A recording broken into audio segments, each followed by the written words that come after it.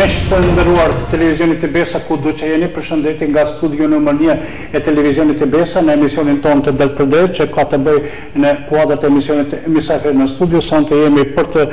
bashkë biseduar pikërisht për projektin e edukimit të rregullt të fëmijëve të komunitetit të minoritar dhe riattësimin në Prizren dhe në komunën e Gjakovës. Bashkë me ne në studio këtu janë për të bashkëbiseduar për këtë projekte pikërisht Muhamed Elshani, koordinatori i projektit për komunën e Gjakovës, bashkë me mësimdhënësin e nderuar Eldita Mund Hasanit, të cilët bashkërisht me dy të nderuarit mysafirët në studio do të bashkëbisedojmë pikërisht për çështjen e projektit, të cilin tani më po e implementon organizata jo qeveritare në Evo Koncept. Bashkarisht besojmë se do të japim njohuri të shumta mysafirët që janë në studio, do të japim njoftime të shumta për punën, angazhimin, pastaj për konceptin e nxënësve të rikthyer, sa në fakt ata e kanë marrë ose sa janë socializuar dhe kështu me radhë. Për gjitha këto, pra drejt për drejt bashkë me mysafirët tonë. Mirë se keni ardhur. Mirë. Po e filloj bashkë bisedimin me koordinatorin, zotri koordinator, a mund të tregoni çka përfshihet në një ditë pune në kuadër të këtij projekti, e cili natyrisht projekt po implementohet nga organizata jo qeveritare në konceptin komunën e Gjakovës. Në kuadër të një dite pune të projektit tonë CDB, kemi mjaft angazhime, aktivitete dhe takime gjatë gjithë kohës, gjatë gjithë ditës, duke i ndarë ato në pozitat të cilat i kemi në stafin tonë. Unë si koordinatore gjatë ditës kam takime të rregullta me drejtorët e shkollës, drejtorët e DKA-s, zyrtarët për komunitetet dhe kthimësi dhe stafin e brendshëm të projektit. Po ashtu mediatorja, kemi edhe mediatore shëndetësore, mban takime të rregullta me familjar, të cilët janë të riadësuar me kërkesë të mësimdhënësve që kërkojnë për mosvijshmërinë apo ndonjë problematike ndaj këtyre fëmijëve. Po ashtu kemi edhe mësimdhënësit, të cilët 5 ditë në javë mbajnë 2 orë mësimore me fëmijët e riadësuar, mësim shtesë për të plotësuar bashllëkun e këtyre fëmijëve që kanë qenë në gjatë kohës jashtë këtij vendi. Nëse e marrim parasysh me një ditë ose një 8 orë punë, në fakt keni sfida dhe angazhime të shumta apo keni edhe kënaqësi të veçantë për punën që nga kontaktet që s'paku i përmenda? Zakonisht, masi që marrëdhëniet janë të mira me zyrtarët e këta, gjithmonë po dalim dikon 70% ditës po përfundojnë punët me sukses, ndërsa pjesa tjetër ndetër pa përfunduar dhe kalon në ditën tjetër. Mirë, mësimdhënëse do të kemi në kuadër të kësaj çfarë niveli edukativ kanë mësuesit e riadësuar mësimdhënëse, në fakt komuna e Gjakovës sa ka nxënës dhe sa në fakt ata kanë perceptuar problemin e riadësimit të pranë shkollës suaj, që s'është gjatë punës suaj, jo edhe si mësimdhënëse e rregullt, por edhe si mësimdhënëse në projekt, bashkërisht po pyes në fakt si e keni konceptuar konceptin e atyre në fakt të nxënësve të riadësuar. Duke pas parasysh faktin që niveli arsimor i fëmijëve të riadësuar nuk le shumë për të dëshiruar, për faktin se distanca atyre nga një shtet në një shtet tjetër janë evidente dhe probleme të cilat mund të ndikojnë ndoshta në punën e tyre ditore dhe angazhimin e tyre, megjithatë projekti e bën të pamundurën që të gjejë funksione dhe elemente të cilat do të jenë në shërbim të sistemeve ose komponenteve të edukimit të këtyre fëmijëve. Komuna e Gjakovës vazhdimisht bën përpjekje në sistemimin e fëmijëve të riadësuar përmes projektit dhe angazhimit të organizatës Neve Koncepti, e cila ekziston me një databazë shumë të kompletuar me numrin e fëmijëve, familjeve, prindërve dhe atyre të cilët vazhdimisht, sepse problemi i riadësimit konsiderohet një proces i vazhdueshëm, kështu që vazhdimisht duhet freskohemi me të dhëna dhe materiale të cilat vijnë nga tereni dhe puna e koordinatorit dhe tutorëve dhe bashkëpunëtorëve të tjerë ndikon shumë që ky proces gjithnjë më shumë të plotësohet dhe të merr formën e duhur, në mënyrë që të mos mbetemi pa i përfshirë të gjithë ata të cilët për një arsye ose tjetër janë rikthyer në vendin e tyre të lindjes. Ju e përmendet problemin e nivelit edukativ për shkak të lëvizjeve që kanë bërë nga një shtet në shtet tjetër. Në fakt në Kosovë si ndihet, sepse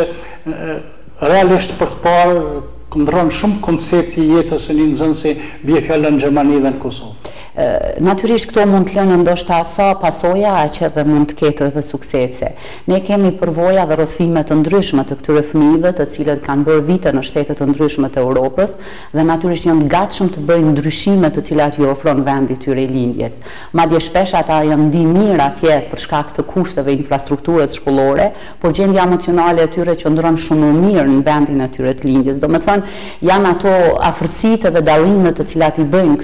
këtë pjesë të komunitetit edhe në vendin ku kanë jetuar për një kohë të caktuar edhe këtu për shembull në Kosovë, posaçërisht në qytetin e tyre në Gjakov, ku kanë frekuentuar ndoshta edhe mësimet bazë, ato fillestare, sepse i kanë nisur në vendin e tyre të lindjes, ka të tillë të cilët edhe kanë lindur atje, e kanë pasur më vështirë pastaj me u ndoshta thjesht me e gjetë vetën ma shumë mirë, por programet ja kanë mundësu që ndoshta jo për një heri, po ko pas kohë me e gjetë vetën edhe me pas se gjithë përfshirja është proces që kërkon angazhim maksimal edhe të nxënësit, por edhe të mësimdhënësit. Me fjalë të tjera, keni më shumë momente pozitive se sa të trishta. Patjetër. Po. Por i kthehemi te koordinatori, sigurisht se në bashkëpunimin me zyrtarët e shkollave ju përmendet organizimin dhe punën shpesh e bëni 70-80% të mrekulluar, megjithatë si organizohet i gjithë ky aktivitet brenda projektit të organizatës së qeveritare në Evo Concept? Vlerësimin, bashkëpunimin me drejtorët e shkollave apo zyrtarët të tjerë të cilët janë drejtori i DKA-s-na janë shumë në nivel, edhe për këtë me fal bashkëpunimit me ta ne kena arrit një pjesë të madhe të aktiviteteve më të mëdha të i realizojmë deri më tani. Së bashku me stafi jonë, me stafin e shkollës, kemi një bashkëpunim jashtëzakonisht të madh, pasi që gjatë gjithë kohës mësimdhënësit e stafit të projektit dhe mësimdhënësit e shkollës të rregullt bisedojnë për nxënësit e readresuar ku kanë probleme, çka kanë probleme, ku mund të ju ndihmojnë, në cilat fusha mund të punojnë më tepër me ta, po ashtu edhe drejtori i shkollës angazhohet mjaft, drejtorët e shkollës, drejtorët e shkollave angazhohen fakt shumë për fëmijët e readresuar, duke na ndihmuar familjet të cilat lajmërohen për herë të parë, të cilat janë readresuar në qytetin e Gjakovës. Drejtorët me njëherë informojnë për ne. Sa shkolla implementoni projektin e fjalë ju në komunën e Gjakovës? Projektin e fjalë implementohet në 4 shkolla, në shkollën e Emin Duraku, Zeflush Marku, Haxhi Hoti në fshatin Rogov dhe Yll Morina në Gjakovë. Do të jenë shkolla në Gjakovë dhe një. Vendet janë zgjedhur edhe për shkak të konfiguracionit ku gravitojnë nxënës të nacionaliteteve të ndryshme apo? Janë caktuar këto shkolla për arsye se janë lagjet për afërta janë të banuara kryesisht prej komuniteteve rom, ashkali dhe egjiptian.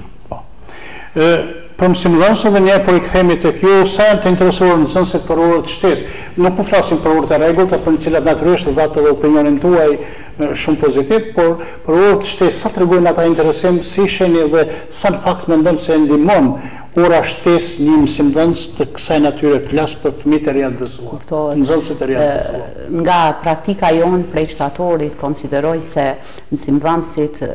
kanë bërë të gjithë ne që jemi të përfshirë në këtë projekt, po mundohen maksimalisht që të krijojnë aktivitete edhe të qëndrojnë bazë parimeve dhe objektivave të projektit që nxënësit gjithnjë më shumë të jenë të angazhuar për të vijuar mësimin shtesë. Natyrisht lidhja mes trekëndshit mësimdhënës, nxënës edhe prind kanë ndikuar jashtëzakonisht shumë sepse e ka rrit nivelin e ndërgjegjësimit edhe të komunitetit e gjithsesi edhe të fëmijët. Megjithatë takimet e rregullta të cilat i mbajmë ne me prindrit që vijojnë mësimin shtesë fëmijët e tyre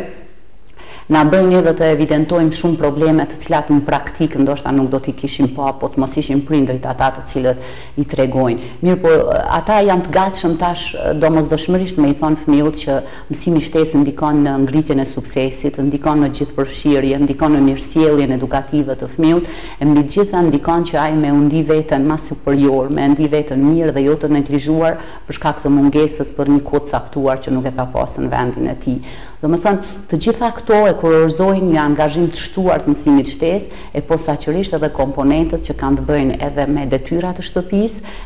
edhe aktivitetin e tyre në për angazhime të ndryshme, qoftë ditore, qoftë në data të caktuara, të cilat e rrisin dëshirën e tyre për më bë pjesë e mësimit shtesë. Edhe pse mësimi shtesë realizohet pikërisht para orarit të tyre të mësimit të rregullt ose pas përfundimit, varësisht prej grupeve, ndoshta ndodh që edhe ata të jenë të lodhur, por megjithatë gjejnë kohë dhe i bashkohen grupeve të mësimit shtesë. Kjo është një sinjal i mirë që komuniteti rom egjiptian dhe ashkali gjithnjë më shumë ka tendencë për me u përmirësu edhe një farë forme me i përkrah të gjitha projektet të cilat e favorizojnë dhe rrisin fëmijën e tyre në ambientet shkollore, por edhe në shoqërinë përgjithësi. Kur flasim pikërisht tek problemi i orëve shtesë, në fakt po si komponentës detyre të shtëpisë të cilat e përmendet ju, ka momente relaksuese kur ata e përjetojnë më mirë ose e bëjnë më të afërt takimin tuaj me ta dhe e kundërta? Fati qëndron shumë i mirë në organizimin edhe menaxhimin e datave dhe aktiviteteve të caktuara nga ana menaxherit edhe punonjësve të tjerë të projektit, të cilët i kanë pasur arsysh me këto elemente, dhe çdo aktivitet i cili realizohet e bën ato më kreativ, e bën me kriju edhe inovacione të ndryshme në të ardhmen, e posaçërisht edhe me undi mirë. Për shembull, kemi pas rast kur kemi zbulu talentin e një fëmiu i cili ka realizuar rreth 20 piktura, domethënë të kryesisht portrete, dhe organizata ka mbështet këtë, mund të themi, talent të tij, dhe pastaj përmes një ekspozite të hapur në shkollë e ka bërë fëmiu në fjalë, është nxënësi klasës së 9 Ylli Deri, i cili ka arrit me undi shumë mirë si protagonist kryesor i një ngjarje të cilën ndoshta për vite e ka realizuar, por nuk e ka menduar që dikush do ta mbështes. Dhe kjo mbështetje e ka bërë edhe grupin e tij dhe nxënësit e tjerë që mund t'ia dalin nëse vetëm janë kreativ në idetë e tyre përmes projekteve dhe angazhimeve të ndryshme. Zotë Elçani, ju përmendet një pjesë të storyve të suksesit të cilët i bëni qoftë me drejtor, qoftë me mësimdhënës që cilët janë në projektin tuaj, megjithatë puna natyrisht se cila punë ka sfidat e saj. Cilat janë sfidat të cilat përballeni në projektin e fjalë? Sfidat janë të shumta, por shumicën prej tyre i dalim në krye, por tani kemi një sfidë në të cilën po ballafaqohemi me të në gjyqëtoren e dytë të këtij viti 2017-2018, është për fëmijët e riadësuar të cilat po kthehen dhe kanë qëndruar mbi 2 vite në shtetet e huaja. Për arsye se nuk po i lejohet regjistrimi i tyre në shkollë mbas të udhëzimit administrativ, se nuk po i lejon të kryejnë provime klasore mbi 2 vite që i kanë humbur. Udhëzimi administrativ i lejon 2 vite për me pas domethënë provimet klasore, pastaj me kusht që vitin e tretë me vazhdu në mënyrë të rregullt. Këtyre fëmijëve ne në fillim po i angazhojmë si ndëgjues deri në momentin që po ju zgjidhet problemi. Por kjo është një problem prej Ministrisë së Arsimit, sepse kanë menduar që çfarë keni me Ministrinë e Arsimit për këtë çështje? Tash kena organizuar një takim me asociacionin e komunave ku kanë qenë të ftuar drejtorët e DKA-ve gjithë Kosovës, kanë qenë Ministria e Arsimit, Kolegjiumi i Arsimit, pikërisht për këtë çështje është organizuar takimi, por fatkeqësisht Ministria e Arsimit kishte qenë angazhuar në takime tjera dhe nuk ka pas mundësi të jetë prezente. Por Kolegjiumi i Arsimit e ka marrë si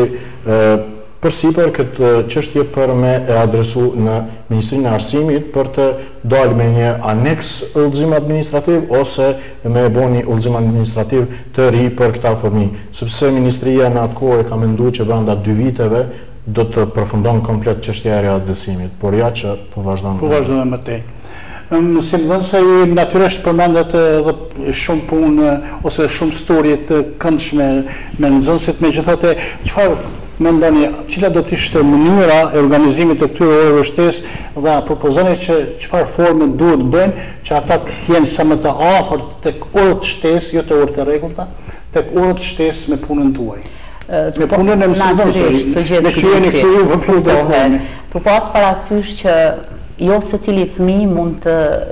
merr përparësitë në procesin e rregullt mësimor në të njëjtën kohë njëjtë, sepse ka fëmijë të cilët për ndonjë arsye ose tjetër mund të kenë ngecje në procesin mësimor.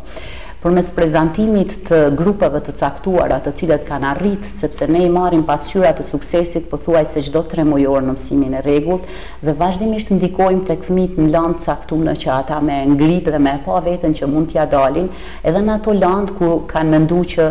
nuk jam i suksesshëm këtu. Përgatitja për testet të cilat tashmë janë pjesë e kurrikulës sonë dhe janë të vazhdueshme në mësimin e rregullt dhe grupet e caktuara të atyre fëmijëve të cilët testi ndoshta kanë fobi kur është i vazhdueshëm sepse ndihen keq ose nuk ndihen mirë për ndonjë arsye, i bën ata me u ndi më komod kur e ushtrojnë vazhdimisht dhe e bëjnë praktike në mësimin shtesë dhe e shohin që rezultati po rritet gjithnjë më shumë. Në anën tjetër, angazhimi i disa storjeve mobilizuese, për shembull të disa fëmijëve të cilët e kanë përfunduar mësimin, por kanë arritur me qenë suksesshëm nëse kanë qenë frekuentues të rregullt të mësimit shtesë në vitet e mëhershme, i bën ata akoma më mirë që ja ky është i suksesshëm, ka një profesion tash ose diçka tjetër dhe nuk e ka neglizhuar domethënë mësimin shtesë. E mbi të gjitha sinjali më i mirë është kur komuniteti bashkëpunon me ne dhe me pa që mësimi shtesë është duhet me u bë një proces i rregullt, që të gjithë synojnë për shkolla sa më bashkëkohore, shkolla më unike, për një sukses sa më të ngritur me përfaqësues secili nxënës vetëm në atë shkollë. Edhe kur e sheh që evidenton ngecjen edhe vetë prindi mos me nguru dhe me adresu të mësimi shtesë sepse aty punohet vetëm për të mirën e fëmijët. Aty ka qasje vetëm pozitive, domethënë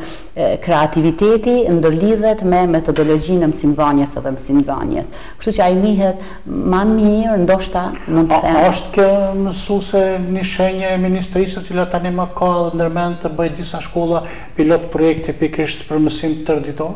Ndoshta infrastruktura shkollore përkundër tendencave të ministrisë për me pas mësim tërditor, ne i kemi pa dhe jemi gjithmonë i qëndrojmë karshi aty në opinioneve të atyre shkollave të cilat kanë filluar dhe ndoshta kanë pasë nuk funksionon. Megjithatë, nëse jo tërditor me shtu një pjesë e cila i shërben kurrikulës së Kosovës ose implementimit të kurrikulës në procesin e mësimdhënies, mendoj se është shumë mirë sepse mësimi shtesë i bën ata me kry një pjesë të detyrave dhe të angazhimeve të cilat ndoshta do t'u lehtësonin kohën e lirë pastaj në shtëpi. Domethënë lirohet prej disa obligimeve nëse frekuenton mësimin shtesë. Zotëre Çani, cilat janë hapat e arshme që të zhvillohen në kuadër të projektit të nevokonceptit, gjithsesi projektit për edukimin e rregullt të këtyre fëmijëve? Hapat e ardhshme në kuadër të këtij projektit janë zhvillimi i aktiviteteve ndërkulturore, ku tani më jemi në përgatitje të aktivitetit për ditën e 1 qershore, që është ditë botërore e fëmijëve. Do ta shfaqim një koncert me fëmijët e riadësuar, fëmijët do të ketë aty të komunitetit, shumicë, plus asaj do të kemi edhe fëmijë me nevoja të veçanta. Përveç kësaj ne jemi në fazën e përgatitjes për një fushat vëdisuese për regjistrimin e fëmijëve në shkollë, për edukim parafillor dhe edukim fillor, do thotë për klasën e parë. Përveç kësaj do të vazhdojmë edhe me mësime shtesë, aktivitetet e lira, duke i monitoruar gjatë gjithë kohës vijshmërinë e tyre dhe ngritjen e kapaciteteve të tyre në çështjen e arsimit. Kjo do të ketë sukses, besoni, dhe për insistimin tuaj të vazhdueshëm. Mirë, mësuese edhe një herë çfarë përparimi keni urrejtur ju si mësimdhënëse tek nxënësit të riadësuar pas kësaj periudhe të kaluar në kuadër të projektit? Do të po flasim për pjesën tjetër. Kuptohet. Me që thash në fillim është bërë identifikimi i nevojave dhe problemeve të nxënësve të cilët kanë frekuentuar kursin. Ata tashmë janë të gatshëm të dinë të shkruajnë dhe të lexojnë shumë më mirë se sa në fillim. Janë të gatshëm të zgjidhin probleme. Kemi pasur nxënës që s'ka ditur shkrim? Po, kemi pas, ndoshta shumë megjithatë ngecje po, sidomos në një nivel në raport me gjuhën standarde. Pastaj ata janë të gatshëm të zgjidhin probleme të ndryshme, të cilat drejt për së drejti i hasin ata në procesin mësimor. E mbi të gjitha, ajo më e mira është janë të gatshëm me gjetë veten në një mjedis shkollor të mirë i cili ofron atyre komoditet, me e bë pyetjen atëherë kur ata dëshirojnë, me ngrit gishtin, jo me pas ndoshta frikë se unë nuk e di krejt përgjigjen, thjesht një gjithëpërfshirje edhe dinamik të atyre njohurive të cilat ata i kanë. Jo me mendu se unë nuk e di edhe nuk jam i gatshëm. Kështu që me i nxit ata që me e thonë ata që e din, jo vetëm ashtu. Deshta vetëm me përcu diçka qëto e ditën, tek fëmijët që kanë përparim, do thotë që i kemi vrejtë në fillim të projektit edhe deri me tani. Në kuadrat të projektit, ne kemi pasur nxënës të cilët kanë qenë të angazhuar në shtetin ku kanë migruar për të mësuar gjuhën dhe ai ka arrit me harru gjuhën shqipe. Por kur është kthyer, na kena pas probleme mjaft. Gjuhë standard. Gjuhë standard e ka dhe mësimën se ka problem për e kemi mërria të shkallën që s'paku po mundemi me u kuptu se në fillim do kemi ditë edhe pak gjermanisht për me u kuptu. Kjo jep për të kuptuar se është bërë punuar shumë në kuadër të projektit në fjalë. Po çfarë duhet të presim të ardhmen sa i përket këtij projekti? Në të ardhmen presim rezultate më të larta të nxënësve, do të thotë suksesin vjeshmërinë, pse jo edhe të vazhdojnë me shkollat mesme, me fakulteta, mos të ndalemi sepse projekti është vetëm për shkollat fillore, por ne do t'i monitorojmë edhe jashtë shkollave fillore, plus asaj presim rezultate që na delë ndonjë nxënës i rrjedhësuar që ka talente, që mundemi me fuqizu, me promovuat nxënës, plus asaj presim që këto praktika të mira të cilët ne po i praktikojmë në këto shkolla, me nxënësit e rrjedhësuar që i nostrifikojmë, i sistemojmë, mbajmë si në shtesë, të mbetën të qëndrueshme edhe pas përfundimit të projektit. Jo vetëm sa jemi ne në projekte, pastaj të mbetet aty ku e lëm na. Ashtu. Mësuese, do të ishte mirë të dyve të marrni një mesazh tuaj pikërisht për projektin dhe pikërisht për nxënësit e riadësuar dhe minoritar të riadësuar në komunën e Gjakovës. Duke ditur që numri i tyre është në rritje të vazhdueshme, nevojat për me vazhdu diçka e tillë sa i përket mësimit shtesë janë të domosdoshme. Konsideroj se të gjitha ata fëmijë të cilët kanë fatin me frekuentu mësimet shtesë në cilën do shkollë ose në cilën do komunë, ata vetëm do t'i bëjnë mirë vetes, por mbi të gjitha është komuniteti ai i cili e mbështet këtë iniciativë dhe iniciativat e reja i bëjnë ata më të afërt në shoqërinë ose në dinamikat që u afron përditshmëria atyre. Domethënë mësimi shtesë është pjesë obligative, mendoj që duhet të jetë pjesë obligative secilës shkollë, sepse shkolla është ajo ku fëmiu e gjen veten edhe ndoshta edhe e sheh veten se sa mirë është me i shërby asaj për të mirë. Secili drejtor ose udhëheqës shkollës synon për nxënës të mirë. Nxënësit të mirë bëhen vetëm duke punuar me ta dhe duke munduar të gjejmë talentet e tyre, por gjithsesi edhe të evidentojmë ngecjet e tyre për të punuar në vazhdimsi të punës. Do të çoni mesazhin? Mesazhi im përfundimtar është për familjet e riadësuar dhe nxënësit e riadësuar, posaçërisht për prindrit, të angazhohen më tepër dhe të kujdesen për fëmijët, të i vijojnë mësimet shtesë, po ashtu edhe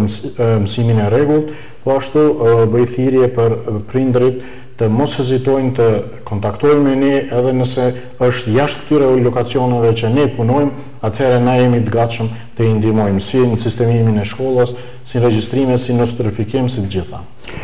Pra, duke parë në fakt insistimin e koordinatorit Muhamet Elshani për punën që të bëj me udhëheqësit dhe me gjithë ata në kuadër të projektit të neve konceptit që është për përkrajnë edukimit të rregullt të fëmijëve të komuniteteve minoritarë dhe të riadësuar në komunën e Gjakovës dhe duke parë natyrisht vërtet përkushtimin e plot të mësuesës Eldita mësimdhënësës ndoshta profesoresh Eldita Mull Hasani jep për të kuptuar se projektin e fjalë besojmë që do të kryej punën dhe do të kryej mesazhin vërtet që këta fëmijë të socializohen sa më mirë në të ardhmen dhe mesazhi i këtyre është një mesazh i mirë për ata fëmijë, por i mirë për të ardhmen e Kosovës. Deri në emisionin tjetër të radhës Mimbeçi dhe faleminderit që ishit me ne.